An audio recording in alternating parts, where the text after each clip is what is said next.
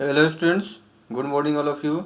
Today I teach to discuss standard 9th subject physics. Your topic is momentum. What is momentum? The product of mass and velocity of the body is called momentum. कहने का मतलब है कि मास और velocity के product को क्या बोलते हैं हम लोग? मोमेंटम बोलते हैं. It is a vector quantity. If a body of mass m moves with a velocity v, then the momentum p. तो मोमेंटम इक्वल क्या हो गया? p equal mass into velocity. इस मोमेंटम का एसआई यूनिट क्या है? Kg metre per second. Kg metre per second. CGS system में इसका जो है यूनिट क्या है? Gram centimetre per second. Example में है, एक karate player can break a pile of tiles with a single blow of his hand. एक कराटा प्लेयर को हम ये देखते हैं कि बहुत सारे टाइल्स के टुकड़ा जब इकट्ठा रहता है तो उसको वन हैंड में ही जो है उसको क्या करता है? ब्रेक कर देता है. उसके बाद cricketer injured by a fast moving cricket ball. Cricketer जब बॉल को कैच करते रहता है, फास्ट मूविंग बॉल को, तो वो देखते हैं कि वो इंजर्ड हो जाता है. क्यों? तो वहाँ पे मोमेंटम ज़्यादा होने की वजह से इंजर्ड हो जाता है. तो मोमेंटम को कम करने के लिए उसको देखते हैं अपने हैंड को पीछे की तरफ खींचता है. तो नेक्स्ट है point, Newton's first law of motion is also known as Galileo's law of inertia. Correct. Newton's का जो फर्स्ट लॉ है उसको गैलीलियो लॉ के नाम से जाना जाता है. नेक्स्ट टॉपिक है आपका derived formula of force from Newton's second law of motion. If a body of mass m moving at initial velocity u with an acceleration a for time t and its final velocity changes to v, so then the initial momentum p1 equal m into u, final momentum p2 equal m into v. तो change in momentum क्या हो गया? p2 minus p1. According to the second law of motions, force is directly proportional to change in momentum by time. तो F equal P2 minus P1 by T, और P2 equal क्या था? mv और P1 mu. तो force directly proportional to m into v minus u by T. ये है आपका. और नेक्स्ट देखते हैं. नेक्स्ट में है कि force directly proportional to mass into acceleration. चूँकि A equal v minus you by t, यानी कि ये मोशंस का फर्स्ट इक्वेशन जो है उससे ये ड्राइव किया गया था. A equal v minus you by T. तो v minus you by t को वैल्यू यहाँ पे A पुट की है. तो F इक्वल क्या हो गया? K m into A. K क्या है? तो where K is a constant of proportionality. जो है ये डायरेक्टली प्रोपोर्शनल जो साइन है, इसके साइन को रिमूव किए तो उसके रिस्पेक्ट में K आया है. व्हेन K इक्वल अगर हम 1 मान लेते हैं तो फोर्स F इक्वल क्या हो गया? ma. तो ये फोर्स का फार्मूला हो गया कि फोर्स इक्वल मास इंटू एक्सेलरेशंस. तो the SI unit of force Newton. इसको n से इंडिकेट करते हैं, कैपिटल N से. फोर्स का एसआई यूनिट क्या है? न्यूटन, या KG metre per second square. KG metre per second square. इसका सीजीएस यूनिट क्या है? डाइन. 1 डाइन इक्वल होता है 1 ग्राम centimetre per second square. 1 Newton equal होता है 10 to the power 5 dine. 1 Newton क्या होता है? 10 to the power 5 dyne. Next topic है impulse. The product of force and time is called impulse. It is a greater the time of changing in momentum then less is the impact of force। कह रहा है कि जब काफ़ी greater time तक momentum में changing होगा तो उस टाइम में उसका फोर्स का जो इम्पैक्ट होगा, प्रभाव, वो कम हो जाएगा। तो इम्पल्स क्या है? Product of force and time. Force और टाइम के प्रोडक्ट को हम लोग क्या बोलते हैं? इम्पल्स। तो F equal mass into acceleration 1 and A equal V minus u by T from first equation of motion से। तो फ्रॉम 1 से फोर्स इक्वल क्या हो गया? M into we minus u by t. F equal M into we minus u by t. F t क्या हो गया? M into we minus u. और एफ टी को ही, फोर्स और टाइम के ही प्रोडक्ट को हम लोग क्या बोलते हैं? इम्पल्स। तो इम्पल्स आई से इंडिकेट करते हैं। I equal F into T equal M into we minus U. तो I equal M V minus M you.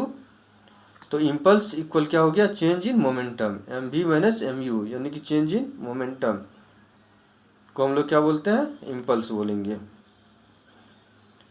It is a vector quantity. ये क्या है?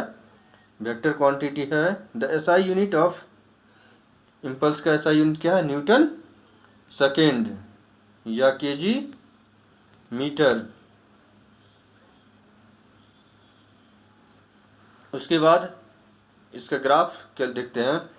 Calculate from the area under force time graph. Force और time का जो area graph है, ये middle वाला पार्ट।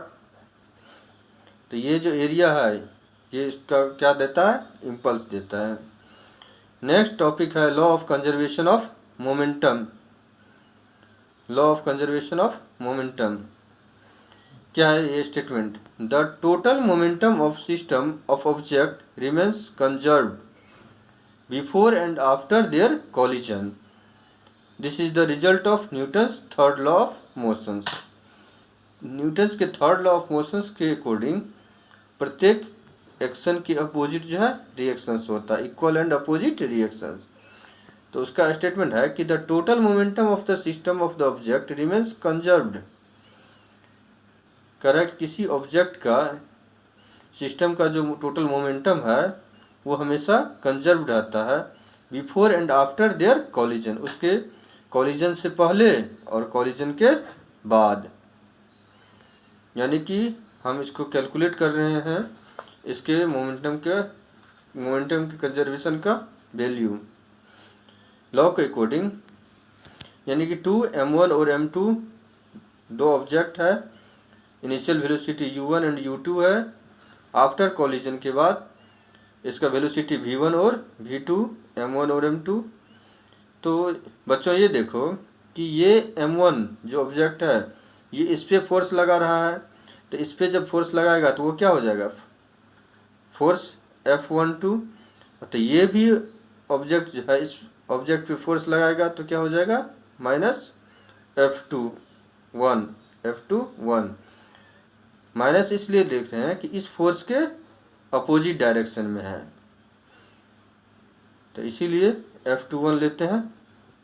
तो बिफोर कॉलिजन ये है और आफ्टर कॉलिजन ये है। तो let object of mass m1 and F2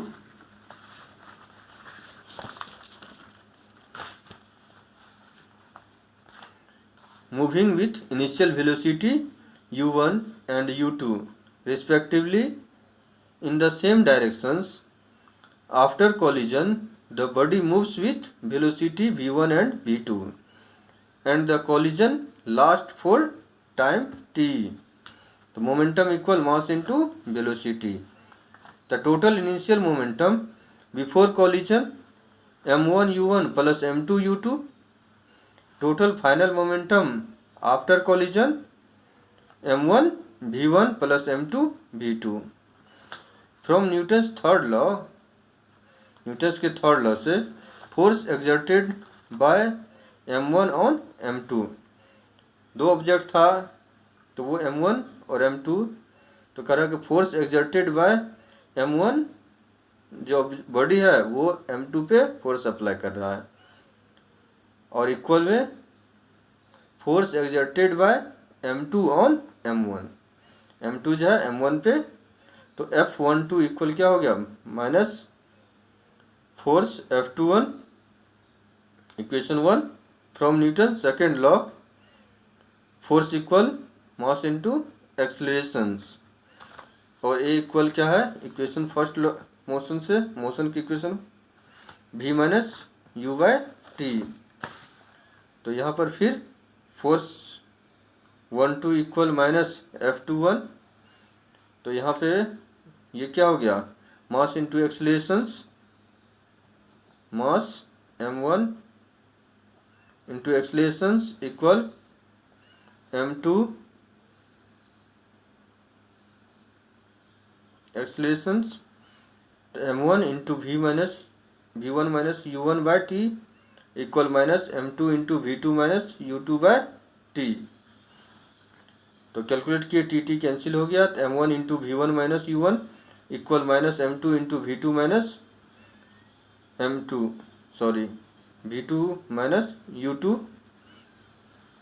फिर मल्टीप्लाई किए, तो m1 v1 minus m1 u1 equal minus m2 v2 plus minus minus plus हो गया m2 u2।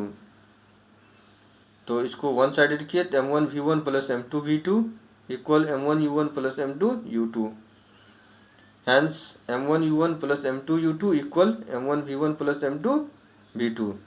The total momentum of two objects before collision equal to total momentum of two objects after collision, यानी कि momentum से पहले collision का जो value है, momentum का वैल्यू, और कॉलिजन के बाद का जो मोमेंटम है, दोनों क्या है, इक्वल है, कोई इसमें चेंजिंग नहीं आ रहा है। तो thus the total momentum of two objects is unchanged या conserved before and after collision. कह रहा है कोई भी टू ऑब्जेक्ट का जो टोटल मोमेंटम है वो, उसमें कोई चेंजिंग नहीं होता है, वो हमेशा कंजर्व रहता है, चाहे बिफोर कॉलिजन हो या आफ्टर कॉलिजन हो। इसके एप्लीकेशंस कई है, working of jet aeroplane and rocket, उसके बाद रिकॉल ऑफ गन को देखते हैं कि फायरिंग करते हैं तो जितने मोमेंटम से बुलेट आगे निकलता है तो उतने ही मोमेंटम फोर्स से वो गन पीछे की तरफ रिकॉल होता है। तो थैंक यू वेरी मच।